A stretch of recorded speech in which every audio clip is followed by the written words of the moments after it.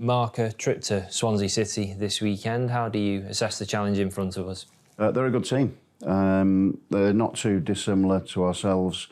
They've changed slightly, obviously, with Viktor Matthews going in there and having worked for Liverpool previously. There's a lot of elements that sort of resonate with the Jurgen Klopp Liverpool team. So there's a lot of pressing, a lot of counter-pressing out of possession, but in possession they have some really good movement patterns, some good players in the side, and players that know how to play in the Championship. I think that they're a really decent side. So obviously a lot of backing, a lot of new backing, American investment, and we saw the rapper the other day, Snoop Dogg, at the stadium, which obviously garners quite a bit of interest and revenue off the back of it. So they're interesting, to say the least, but some good players. There's some good players in there that can hurt you, but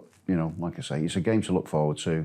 It's a long trip, really long trip for everybody. So looking forward to seeing the supporters when they arrive in Swansea tomorrow, and we just look forward to a good game of football, and hopefully we can work hard and cause them some issues, which this week we've been working on. And hopefully we can do that and continue to perform close to our best. Since Viktor Matthews has been appointed at Swansea, they've lost just 1 in 10 at home. Of course, we won the reverse fixture at the Bet365 Stadium, but how much of a fillip would it be for everyone to go down there and get a positive result? Well, we need to pick wins up. That's for sure. You run out of games, there's 11 left, and we want to win as many of those as we possibly can.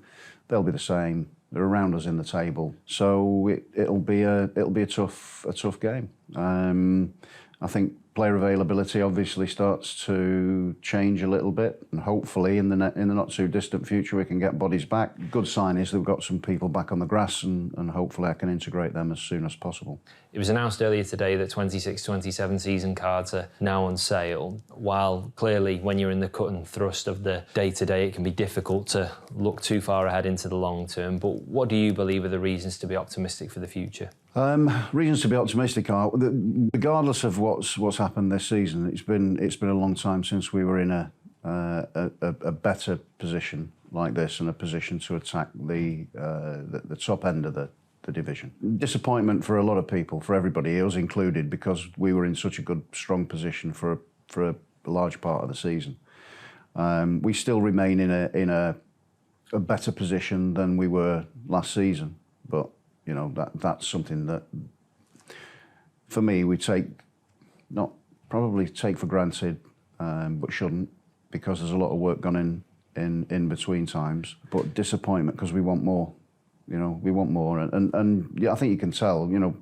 Not sort of despondent with anything. I think that's there's no point being despondent about anything. We deal with situations and then look at that, and hopefully we don't repeat it. We've got to be better, and we will be better, and this is part of a journey, and can't stress that enough. And it is difficult for people, because I know I've only been in here 14 months. The supporters have been here for life, so it compounds things for them, or can compound things for them. But there is a freshness about things. We will freshen things up again, and we know where we can get to. We know we're competitive at this league this season. We've got to be even more competitive as we go from now to the end of the season, but more competitive next season to try and get to the top end of the division. And the thing is, we've got a decent nucleus of players to start that process. It's not like we're scrapping everything and starting again, but I know that we need to be better, and that will happen over time. Our owner John Coates has committed to a 19th successive season of frozen season card prices, and continues to pay for away travel for supporters to back the team on the road. What do you make of that gesture? It just shows the empathy, the understanding that he's got for the Stoke City supporters and people of Stoke, and those who follow us. And I think that's it's an incredible gesture, without a shadow of a doubt. And you know, to try and help with that cost to make it more affordable for people is, in this day and age and at this time, is something that that should be recognised and applauded. And even though the supporters pay a lot of money to follow the team, you know, it shows that it gives back directly, and also invests in the team to try and make it the best it can. He's brilliant to work for. There's no doubt about it, and I'm sure the supporters appreciate that gesture again for almost 2 decades now. You were clear in your message at the start of the season about incremental improvement. As somebody who's built successful teams previously, how do you temper the balance personally between a desire for everything to happen quickly, happen yesterday, and a reality that it's not always going to be a linear journey? Yeah, I mean, it's tough. I think for me, when I came in, it starts off at that point, and it was a really difficult challenge to remain in the division last year. You know, just to be in the division last year was an achievement in itself, but nobody wants to hear that, especially Stoke City supporters.